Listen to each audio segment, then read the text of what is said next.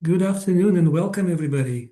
My name is Ariel Feldman, and I'm the director of the Jewish Studies program at Brite Divinity School and Texas Christian University. I'm very, very pleased to welcome you today to yet another lecture supported by the Louis and Frieda Cristol Endowment for Academic Programming in Jewish Studies. Our special guest today is Professor Adele Reinhartz, a distinguished university professor at the University of Ottawa in Canada. Professor Reinhartz is widely known as a leading New Testament scholar. She published extensively on the Gospel of John, Christianity and Judaism, and Bible and film. For many years, she served as the editor of the Journal of Biblical Literature. She was the president of the Society of Biblical Literature and now serves as the president-elect of the Society for the New Testament Studies. However, today, Professor Reinhartz will talk to us about a very different topic. Today is the International Holocaust Remembrance Day, and she will share with us the story of her mother, a Holocaust survivor. Her title is Chanele's Diary, Tracing the Lives of Teenagers in and After the Lodz Ghetto. We're inviting you to listen closely. As you listen, if you have questions, concerns, ideas, please feel free to share them via chat or Q&A option with me. I'll monitor those and present some of your questions to our speaker at the end of her presentation. Now, please welcome with me Professor Reinhartz. Thank you very much. I'm just going to begin by sharing my screen. I hope. Let's see now. Oh, yeah. Here we go.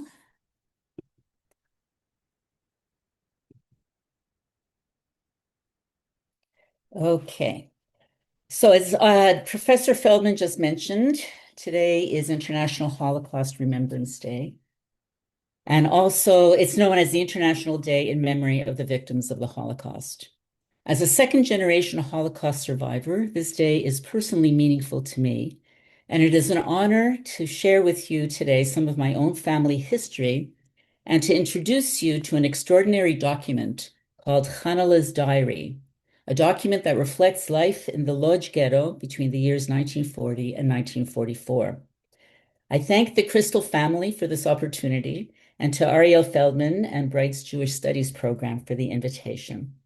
I'll begin with a very, very short biography of my mother. Then I will introduce Chanele's diary and finally turn to what it might tell us about the experience of teenagers in the Lodz Ghetto. My mother, Henya Rosenfarb, later Henya Reinhartz, was a survivor of the Lodz Ghetto and of the Auschwitz and Bergen-Belsen concentration camps. She was born into a lower middle-class, Yiddish-speaking Bundist family in Lodz, Poland in 1926. The entire family was active in the Jewish Labor Bund, which was a socialist, non-Zionist, non-religious movement that was enormously popular in pre-war Poland. Henya and her older sister Chava were educated in Yiddish at the Medem Shul. Here you see, this is the graduation photograph from 1936. Here's my mother as a 9-year-old, almost 10-year-old. And here is my Aunt Chava, already almost a teenager. The family was forced into the Lodz Ghetto in the winter of 1940, and they were deported to Auschwitz in August 1944 when the remaining survivors in the Lodz Ghetto were sent to Auschwitz. In Auschwitz, they were separated from my grandfather, who ended up in Dachau and perished towards the end of the war. After a brief stay in the hell of Auschwitz, Henya, her sister Chava, and their mother were sent to a labor camp near Hamburg and finally to the Bergen-Belsen concentration camp in Germany. After liberation in April 1945, they stayed on for some weeks in Bergen-Belsen, and then they moved to the Feldafing displaced persons camp in Germany. In the late fall of 1945, the three women smuggled themselves into Belgium, where Henya then lived from 1945 to 48. She then moved to Paris to go to Yiddish Teachers College, and in early 1951, she immigrated to Canada. She married my father in 1952. There they are, sometime in the 90s, I think. And she taught Yiddish for many years, retiring in 1992. She had a family And here we are in 1959, my brother and myself and my mother, photograph taken by my father. And she died in 2021 at age 94. Some survivors remained silent about their wartime experiences, but my mother often talked about it, and she frequently lectured about the Holocaust in schools and for various other groups in and around Toronto. In 2007, she also published a memoir called Bits and Pieces. You see here the cover. The memoir won the Canadian Jewish Book Award in 2008. In clearing out her apartment after her death in 2021, I found a treasure trove of handwritten Yiddish documents that she brought with her to Canada in 1951. Among these papers were some leaves from a diary set in the Lodz Ghetto with entries dating from May 4th, 1940 to August 24th, 1944. Initially, I believed that the diary was my mother's. I recognized her Yiddish handwriting, and the language sounded very much like hers. And she had told me that she, like almost every teenage girl at that time, had kept a diary in the ghetto, and that she had lost it during the chaos of deportation to Auschwitz. But I was more than willing that here it was, after all. After further digging through the papers, however, I unearthed a second, much tidier copy of the diary with a cover page. Oops. Let's see. There's the cover page. And you can see, if you can read Yiddish, you can see it says Chanele's Togbuch, which means Chanele's diary.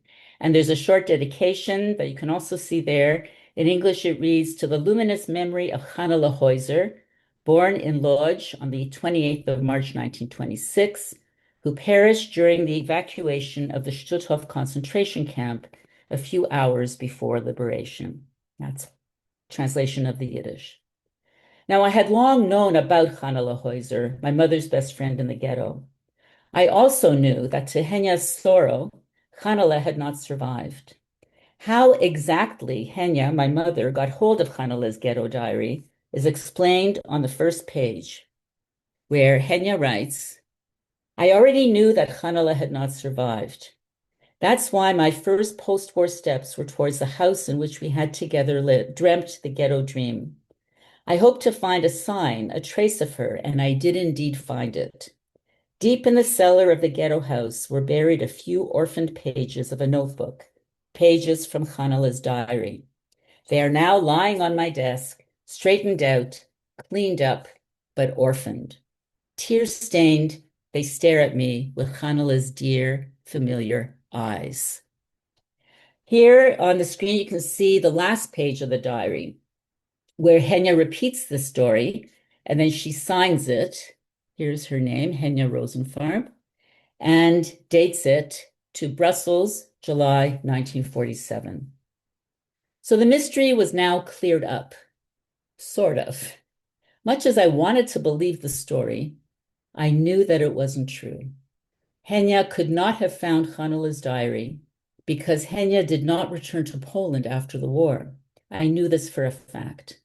And in fact, Henya didn't return to Poland until we traveled there as a family in 2003. So what was this document, and who really wrote it? If Henya didn't find the document, it meant that Chanele didn't compose it. And I can only conclude that it was Henya herself who created this diary in her friend's name. I believe that the date noted at the end of the diary, July 1947, was not the date that she transcribed original pages, but the date that she finished writing her own second good draft of the diary. In July 1947, Henya was 20 years old. Although now a refugee in Brussels, more or less settled, she was still and understandably preoccupied with her ghetto and concentration camp experiences. Many of the events mentioned in the diary correspond to those that Henya included in her own memoir. And if so, Chanele's diary may in fact be Henya's diary, or, more precisely, a post-war memoir of friendship written in the form of a diary, what we call in my field a pseudepigraphic document, pseudepigraphic diary. This does not mean that the diary is fictional, however. Although certainly embellished here and there, the people and the events it refers to are historical. So here, for example, is this is my mother in Brussels. I forgot to turn the slide. And what we have here is a page from the official ghetto records that provides the address of the Heuser family. So you can see here under the red line, the names of Chanele and her family and the address where they lived in the ghetto, and that building still exists. The events mentioned in the diary can also be corroborated from the historical record.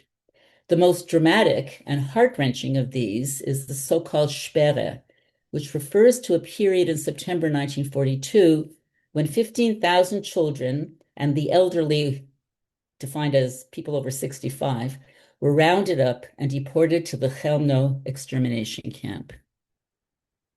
Chanele's diary describes the event in this way, and I'll just read part of this. Sperre, over all the streets of the ghetto, over all the homes, over every heart of ghetto citizens. Sperre, for how much longer? It has already lasted 5 days. In our courtyard, they come every day.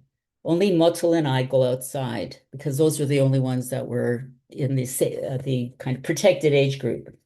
Paula, their younger sister, and my father and aunt are in hiding. For now, all 5 of us are together. In a few hours from now, it will begin again. Paula wakes up every once in a while and murmurs, Daddy, Mommy, Chanele, Motel, and me, we're all here. Sleep, little sister. Tomorrow is a new day. The family was spared, this time at least. Holocaust scholars tend to distinguish sharply between diaries and memoirs, arguing that diaries, written during or only slightly after the events they recount, offer more accurate perceptions than do memoirs, which are often filtered through the author's subsequent experiences. This distinction is now being challenged, and today I will argue that when it comes to Chanele's diary, the question of authenticity is not so clear-cut. First of all, the diary, though written retrospectively, exhibits traits common to Holocaust diaries.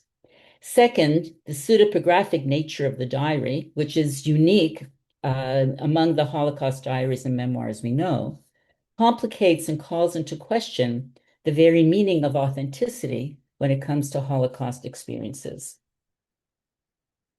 As I've already mentioned, the fact that Henya did not return to Poland after the war makes it unlikely that Chanele's diary was in fact Chanele's.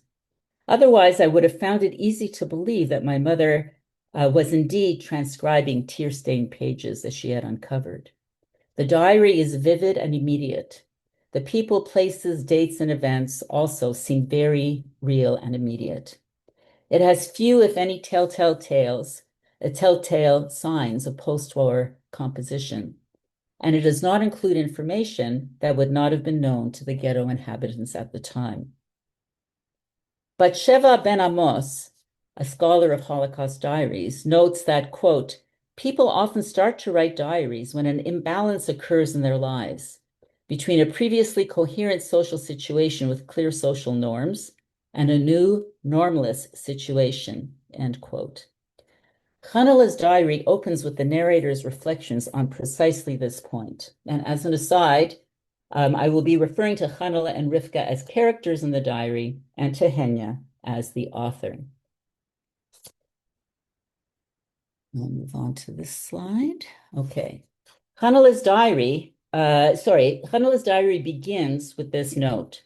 Before I entered the ghetto, I did not understand why my friends kept diaries. Until now, nothing much had happened in my life that was worth writing down. But now I understand. Now I feel that what we Jews are experiencing is a chapter in history. In the future, children will learn about this chapter in school. So many new muddled thoughts. I have no one to share them with, no one to ask, so I decided to write. I will talk things over with myself, get things off my chest, and maybe the burden will ease.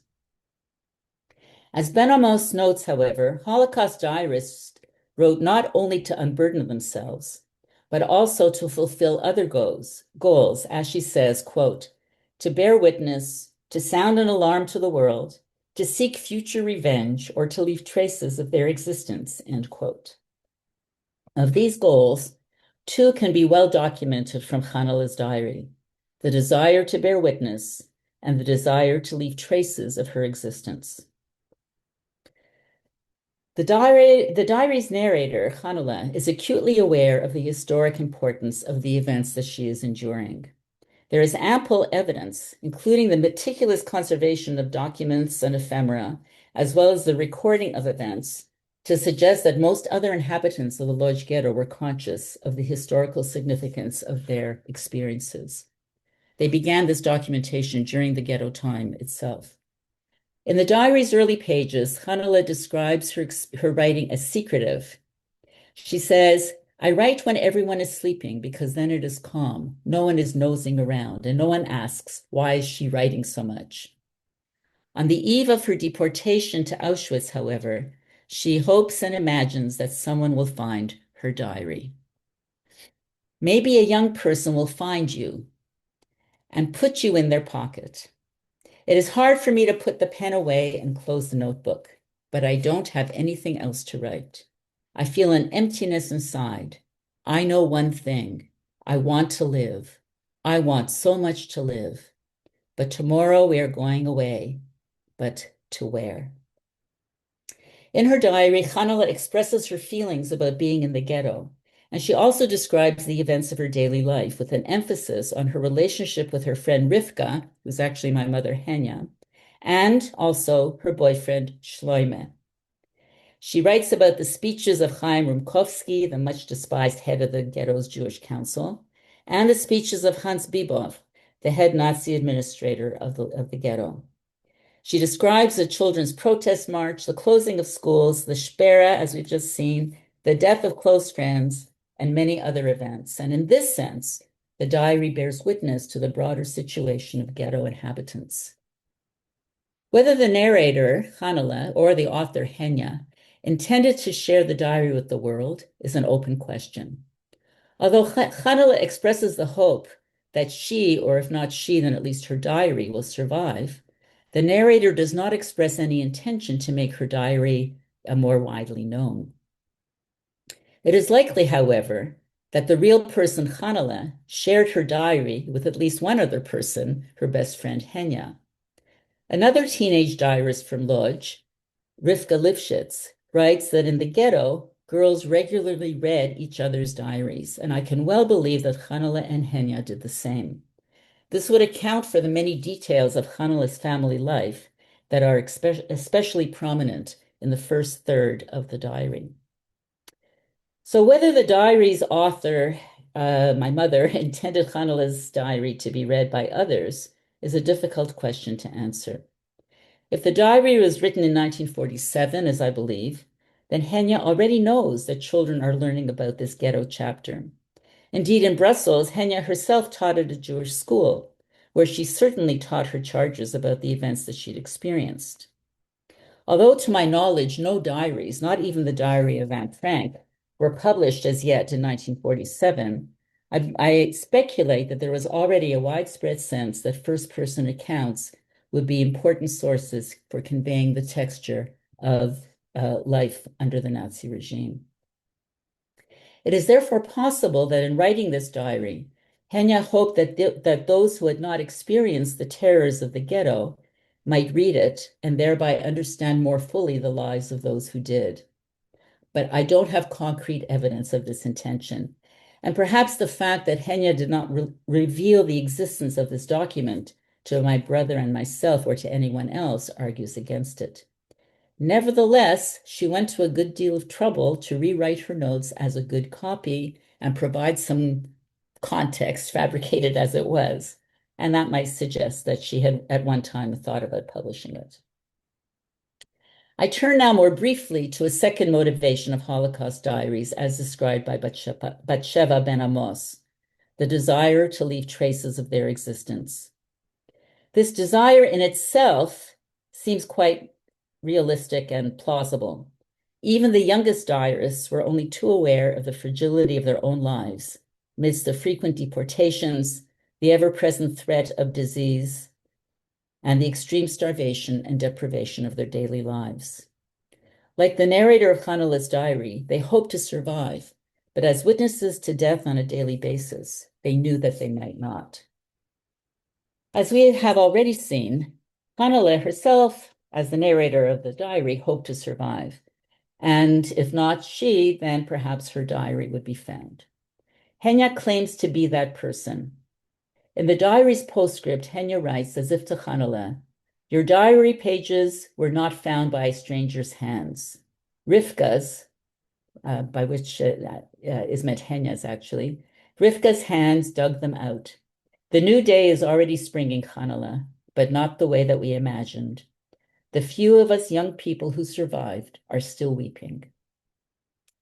I believe the diary is the form that my mother's weeping took. In his book entitled Trauma in the First Person, Diary Writing During the Holocaust, Amos Goldberg argues that the Holocaust not only traumatized, but also shattered personal identity, including the hope for a future beyond the nightmare itself. Diaries were an outlet for children to express helplessness, rage, fear, and sorrow. Goldberg argues that diary writing was a doomed attempt to reconstitute those pre-war identities, doomed because of the uncertainty of survival and the reality of death that pervaded every day and every hour. By writing the diary in Chanele's name, Henya was doing what she could to keep Chanele alive, or, as Ben Amos wrote, to ensure that her world would not disappear. This very desire, I suggest, was both an expression of Henya's grief and a way of coping with her own traumatic experiences. In its role as a witness to history and as testimony to Chanele's existence, Chanele's diary resembles first-person diaries that can be reliably traced to the ghetto. But because it was written by someone other than Chanele, and after the end of the war, Chanele's diary sits between two genres. It is a memoir in the sense that it was written retrospectively, but it is a diary in its structure and the vividness of its entries. Why write a memoir in diary form? Diary writing was a near ubiquitous activity in the ghettos of Nazi Europe, and not just among teenage girls. Emanuel Ringenblum, a historian who was killed in the Warsaw Ghetto in 1944, commented that, quote, "In this war, everybody wrote and kept diaries," end quote. This point is emphasized also by Ben Amos, who writes that diarists were of all ages and all walks of life. The ubiquity of diary keeping makes Henya's decision to structure her memories of Chanele in diary form more understandable. I suggest that Chanele's diary falls into the category that Alexandra Zapruder calls material at the margins. Zapruder critiques the tendency to draw a sharp division between diary and memoir. Some Holocaust diarists, including Anne Frank, rework their diaries, adding, rearranging, and revising material, often in order to ensure their publication after the war. Sometimes diaries that were lost are later rewritten, based in part upon memory and in part upon literary recreation. Zapruder notes that, quote, "In reality, it was difficult to keep a diary and easy to lose one. The fact that people kept rough notes and added to them after the war is not surprising, since it reflects a continuation of that impulse to write that gave rise to the diary in the first place," end quote. This is not to say that diaries composed or recreated after the fact are the same as those written at the moment. But as Zapruder emphasizes, quote, "The sense that such writings are less authentic than diaries marginalizes these post-war writings, which are different, but nevertheless valuable records of the writer's experience," end quote. Whether memoir, diary, or both, Chanele's diary is a vivid and moving account of what life was like in the Lodz Ghetto for teenage girls, and of the powerful role that friendship played in the ability of these girls to cope on a daily basis. Friendship allowed them to maintain their hopes and dreams for a future, even if, for many, including Chanele, those hopes and dreams would never be fulfilled. Diaries provide data for analyzing the different ways in which people coped with their Holocaust experiences. In her 1988 study of the Holocaust diary of a 13-year-old girl named Eva Gold, Teresa Kahn identifies several areas in which Eva's development was disrupted by the Holocaust. And then she compares these areas to the challenges faced by adolescent girls in more stable circumstances. She concludes that, quote, given the terrors of the Holocaust experience, symptoms in any area of functioning would not be surprising. On the other hand, extensive pathology is not inevitable. In Eva's case, one is impressed by the basically normal course of adolescent development observed in the diary. Surrounded by death, despair, cold, hunger, and relentless persecution, Eva emerges from her memoirs in many ways like the ninth grader next door, end quote. In their 2022 study of the resilience of adolescent girls, Jenna Marie Walmer and Lori Hires extend Kahn's conclusions to argue that the ordinary dynamics of adolescence may have served as a buffer, or perhaps better, as a source of resilience in a traumatic, indeed devastating life situation. Walmer and Hires based their findings on the ways in which the diaries of Anne Frank and Renya Spiegel describe the social, emotional, and physical changes of adolescence. And the scholars identify four main areas related to adolescent development. One, evolving social relationships. Two, emotional fluctuations. Three, cognitive identity changes. And finally, the physical changes of puberty. And these are much in evidence in Chanele's diary itself. So we just will deal with a few examples. Under the heading of cognitive identity changes, Walmer and Hires include more thoughtful introspection, greater knowledge, new learning styles, and revised concepts of self, sexual identity, and self-consciousness. In the diary's first entry, which I hope is here, yes, Chanele describes her feelings of imprisonment. Sorry, not here, in a moment. She describes her feelings of imprisonment and the loss of childhood. And she says, I suddenly feel older, not like a 14-year-old, but much, much older. And she says that she resents being patronized by her older brother, Motul, and complains that Motul doesn't tell her anything. He only smiles and pats her on the back and says, don't worry, little one. Little one, I am no longer little. The yellow stars on my chest and back are just as heavy as his. I would have understood had he said this to Pola, their younger sister. She is small, just 8 years old, but I. Now, this sounds like a typical older and younger sibling quarrel, and one can well understand Chanele's feelings. She also resents the fact that the ghetto situation prevented her from experiencing certain long-awaited milestones. And this she writes on New Year's Eve in 1942. Above me, the clock is pounding out the hour of the new year.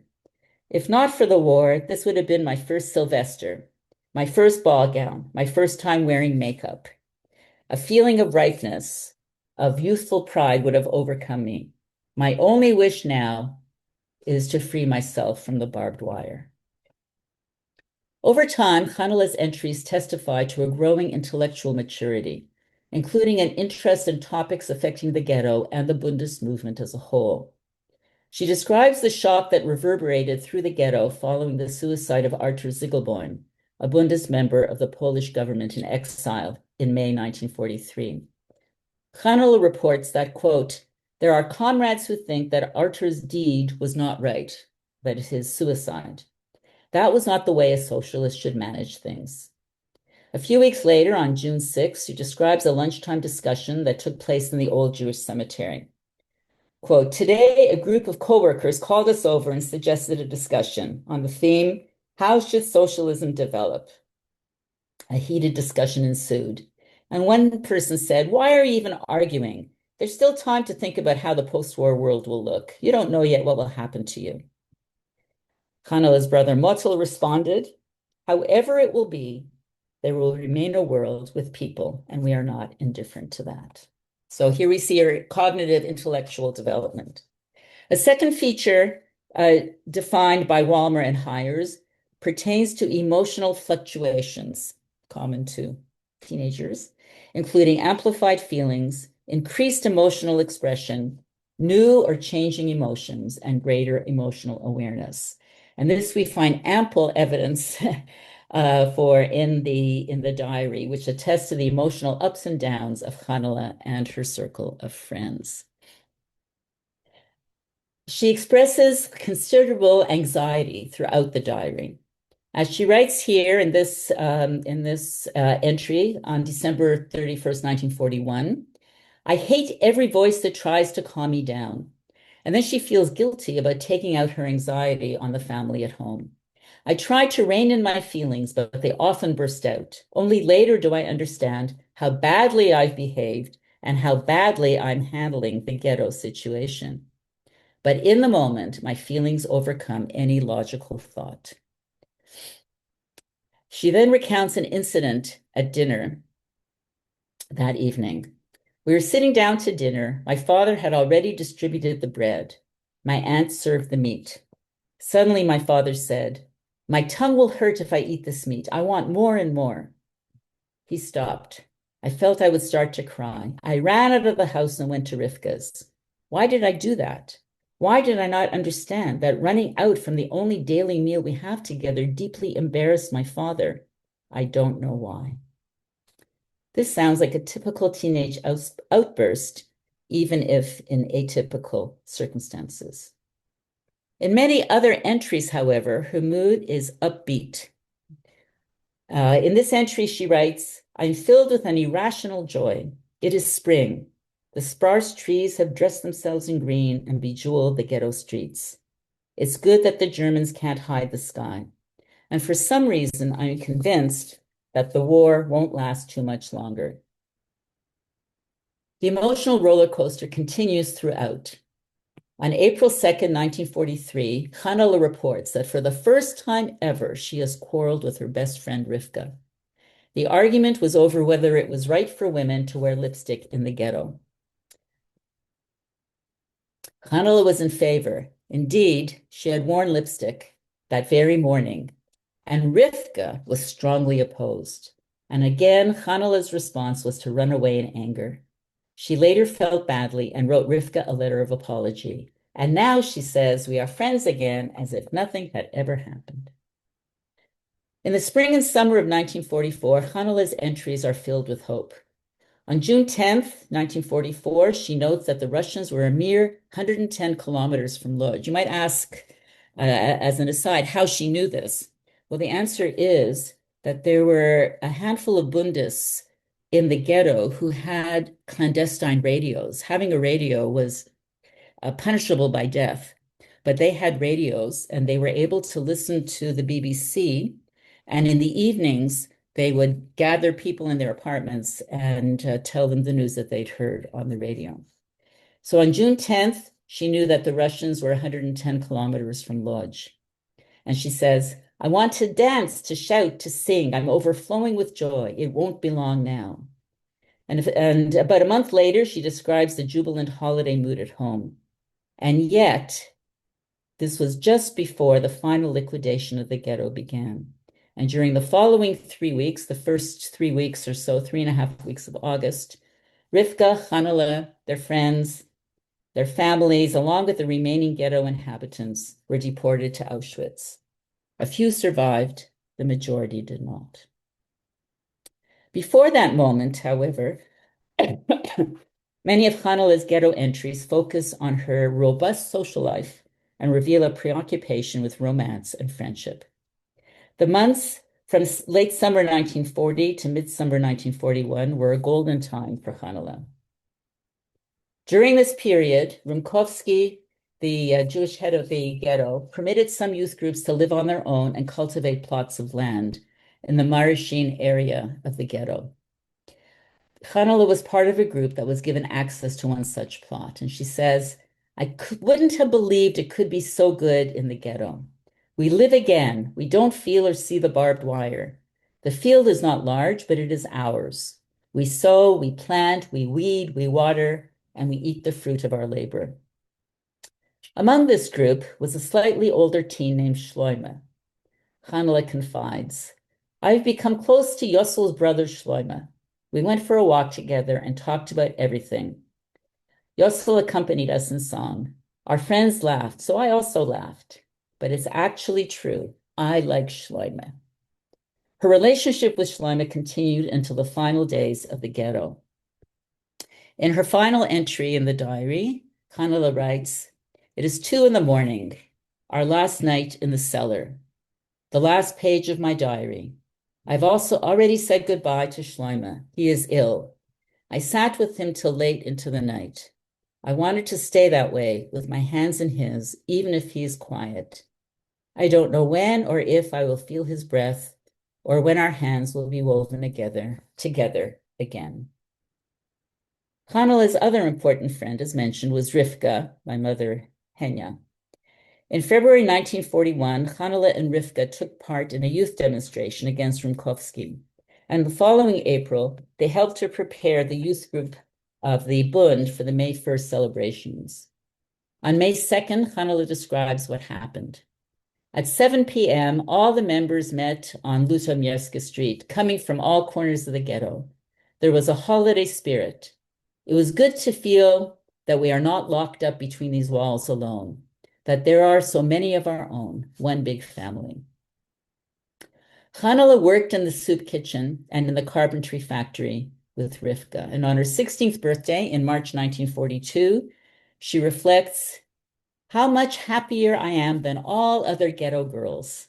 I have a home, a warm environment. I have the joy of friendship with a person with whom I can share every day, every hour of ghetto life. And I have Shloime, my dear boyfriend. And in March 1944, she was again filled with irrational joy and hope. Spring is in full bloom, she says. She went for a walk with Shloime. Quote, both of us were sure that the war will end any minute now. So we talked about those future days.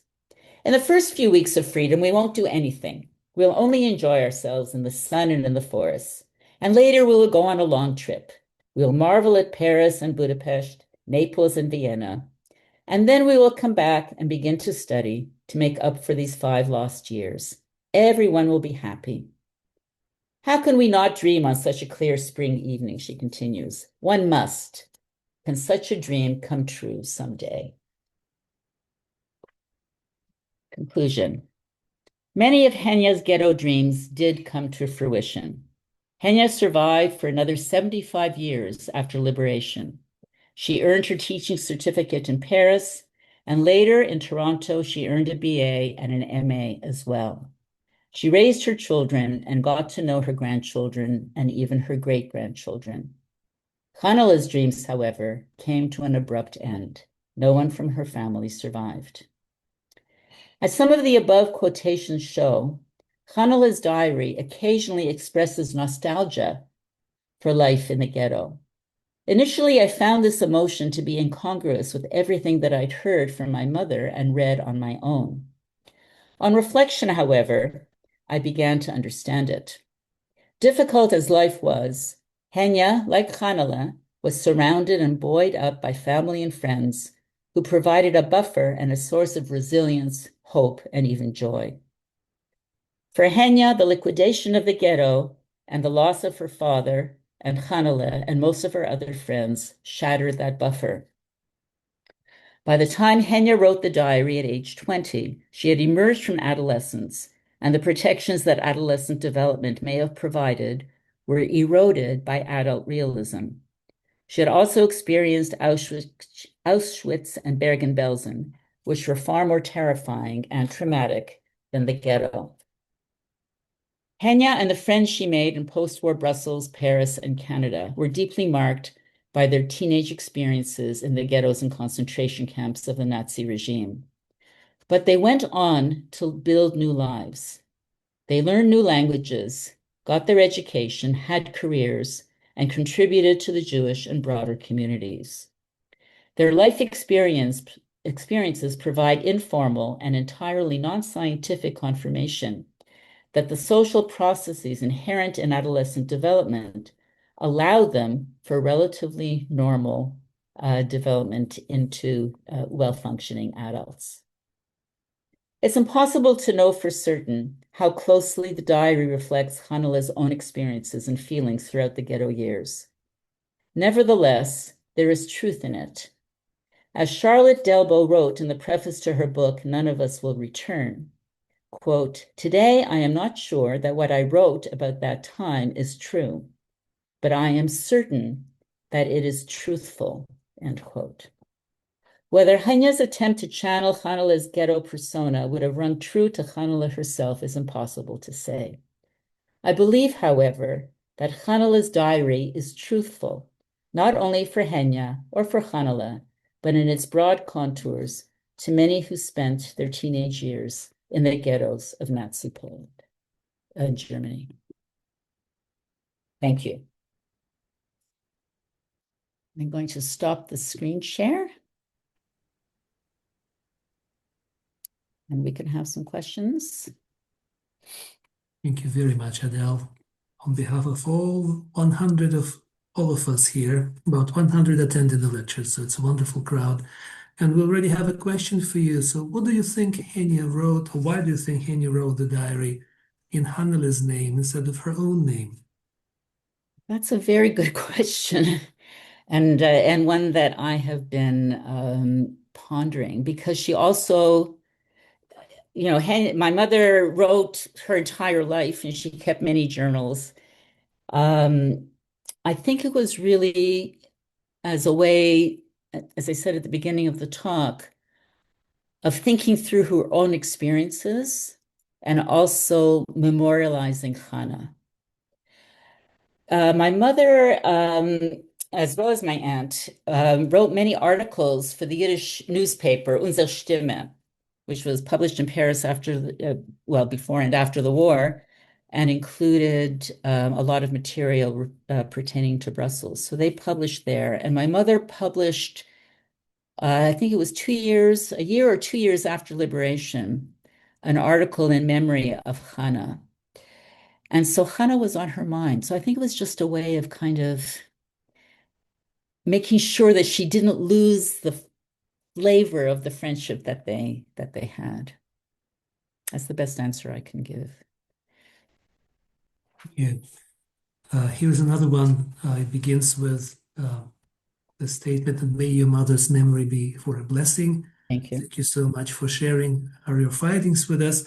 Is it possible that she intended Chanele's diary solely as a treasured keepsake of their friendship and reminder of the safe days of reading one another's diaries, such that she kept it so secret with no intention of publication? It's certainly possible. I simply don't know. I mean, when I found these documents, I was really a little bit angry at my mother for never having shared them with me. And thereby, not allowing me to ask all the questions that I would have had. So as I said, I don't know whether she meant to share it or not. As I mentioned, during this time that I think she was writing the diary, she was writing a lot for the Yiddish newspaper, and she was doing all kinds of other writing as well. The fact that she rewrote it in good and provided an introduction makes me think that she did entertain the possibility of sharing it more broadly, perhaps of publishing it, and then thought better of it. And maybe she looked back on it as a kind of a teenage, kind of immature impulse. Many of us, I think, I was like this too. I was sure I was going to write the great, Canadian novel at the age of 14, and soon abandoned that idea, but also, thought that it would be a kind of an immature thing to do. And it's possible that she thought that way herself. I simply don't know. Yeah. Next one. When Chanele writes last night in the cellar, how does she know that this was the last night? Because they knew when they were going to be liquidated. as far as I'm aware, there were lists. First of all, there were lists of people, and the dates of their liquidation because they couldn't liquidate everybody all on one day. And this is something that I do find a little bit confusing, the reference to the cellar, because my mother and her sister and parents did hide. When they had their notice of liquidation, they did go into hiding and they were discovered within a few days. I don't have any information about whether Chanele went into hiding, but it's possible, and that's the reference to the cellar, that at a certain point they knew that there was no use. But I think they did know when they were being liquidated at least a couple of days in advance. Thank you. Another one taking us to a different sphere, noting parallels between the events you're describing and current events in this country. Having studied this history especially carefully, you might be in position to suggest ways Americans might disrupt the current pattern in our country. What would you like to see pastors in particular do? Well, first of all, I should clarify that I'm not American. I'm physically in New York at this moment, but I'm Canadian and not American. And I hesitate really to comment on contemporary realities, except to say that I think that people who are in a position of influence over others or who have a way of having an impact should speak out against many of the things that are happening. I think we need to beware of drawing really close parallels. Sometimes, even if we perceive parallels, it's not necessarily helpful to draw attention to them or to pursue them because there are many differences as well. But still, where we see injustice, I think we have a responsibility to speak out against it. And I think pastors and others have that responsibility, in my opinion, as a Canadian. Taking us back to Chanele's story, how did your mother discover the fate of Chanele at Stutthof? I don't know. And this is one of the things that's puzzling me that I don't know that I'll ever figure out. Because on the cover page that I showed you from the diary, it says that she knew that Chanele died on the march from Stutthof. But in other documents, she says that Chanele perished in Bergen-Belsen.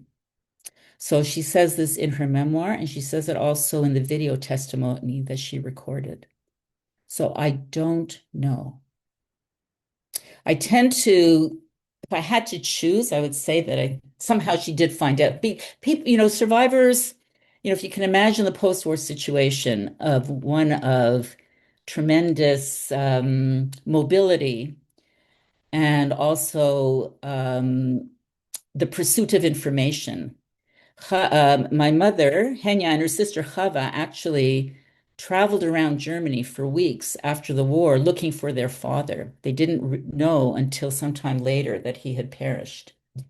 And so there were people who were, wandering around. Everybody was wandering around and, gathering information. There were lists of survivors and of those who perished and so on. So I tend to think that Chanele did die in Stutthof or on the march from Stutthof, and that my mother forgot this at the time that she was writing her memoir, which was about almost 50 years later.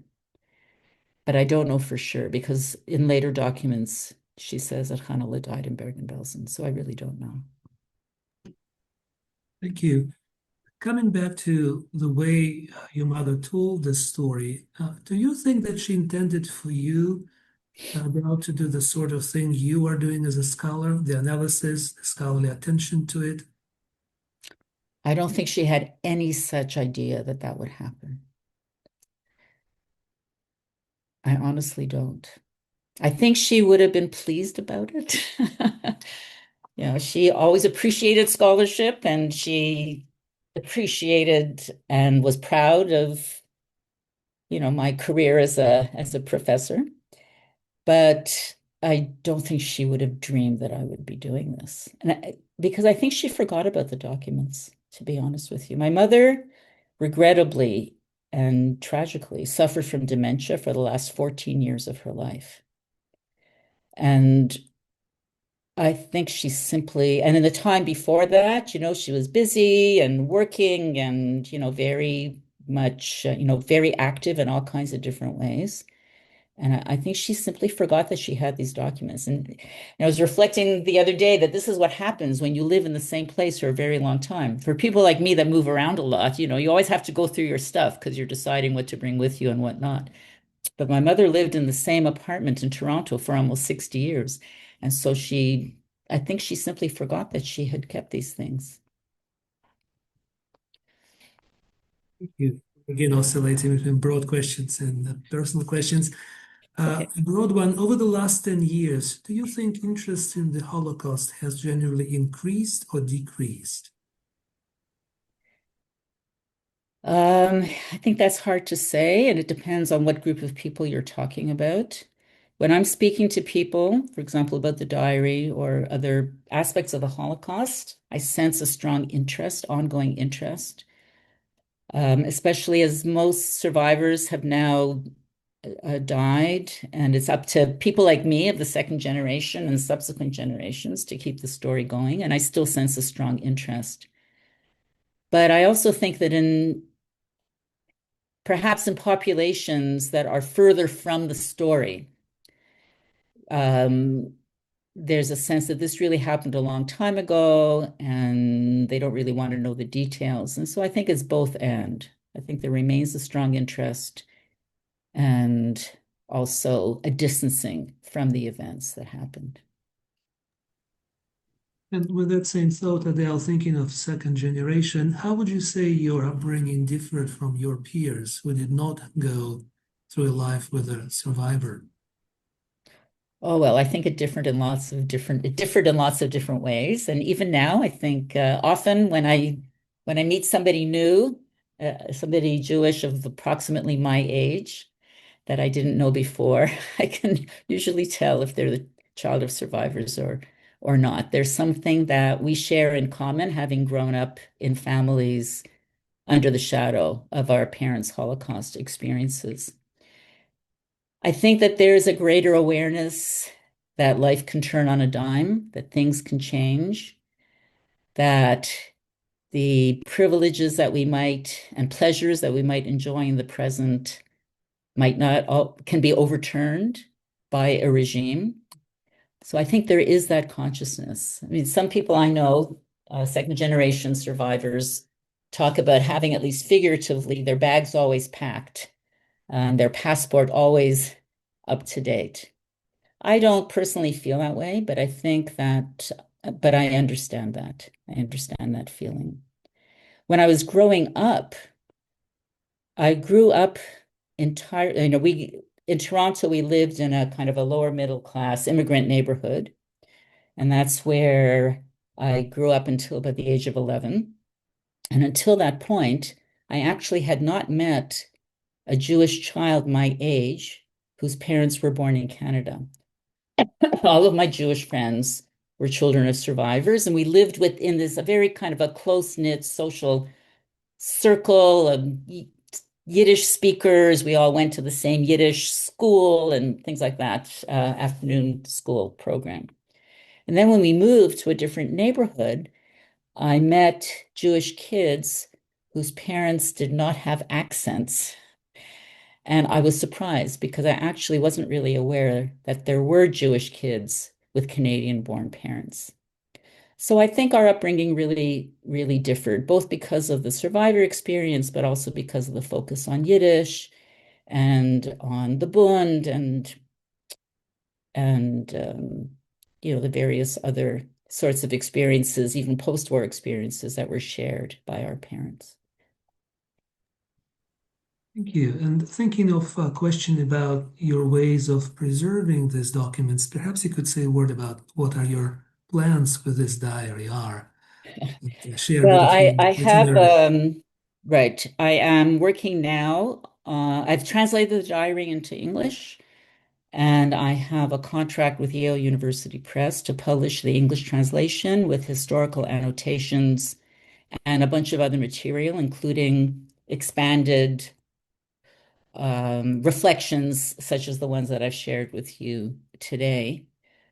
And I will donate the original diary. It's very fragile because it was written in a notebook of cheap paper, more like what we call a foolscap, or at least what we call newsprint. So it's very fragile, quite falling apart. But I do want to donate the original and also some of the other documents that I have somewhere. I'm not sure where yet, but I'm working on it. Thank you very much. Maybe two more questions if we have enough time. One of them asks whether this research on your mother's story, particularly since this is a sort of pseudepigraphical text, in any way influences your own work on interpretation of Jewish Christian texts. Well, the whole notion of pseudepigraphy, of course, I know it from my own field where we talk about pseudepigraphic documents all the time. For example, some of the letters that the New Testament ascribes to the Apostle Paul were not written by the Apostle Paul. So that's the category of pseudepigrapha. So, but in other ways, when I first began my graduate studies in the area of Second Temple Judaism and early Christianity, I didn't really have the idea that my being a second generation survivor had anything to do with my academic interests. But over the years, I realized that actually wasn't true because much of the work that I've done on the Gospel of John in the area of early Jewish-Christian relations has focused on anti-Judaism, on Christian sources of Judeophobia or Jew hatred, however you want to refer to it. So I think in that sense, it has had an impact, at least in the kinds of things that I've worked on and the kind of voice that I can have in my own field of New Testament studies. Thank you very much. Perhaps this is a good moment for us to thank you, Dr. Reinhartz, for your time, for this wonderful presentation. We all felt connected to you in so many ways. Thank you for doing it today with us. And thank you very, very much. It was really a pleasure to be with you all today. It is also my opportunity to thank you, our audience. Thank you for joining us today from different parts of the world. I saw names I knew from Israel, of course, Canada and US. Thank you for being with us and listening to this wonderful presentation. It's also my moment to say special thanks to several folks who made this possible. Vanessa Daly, Dr. Tommy Ordain, Dinatra Hunter, Ashley Washington, Kelsey Samuels, and of course, Lauren Baxter.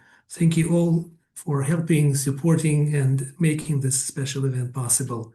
Please stay tuned for the next events, and goodbye for now. Thank you. Thank you.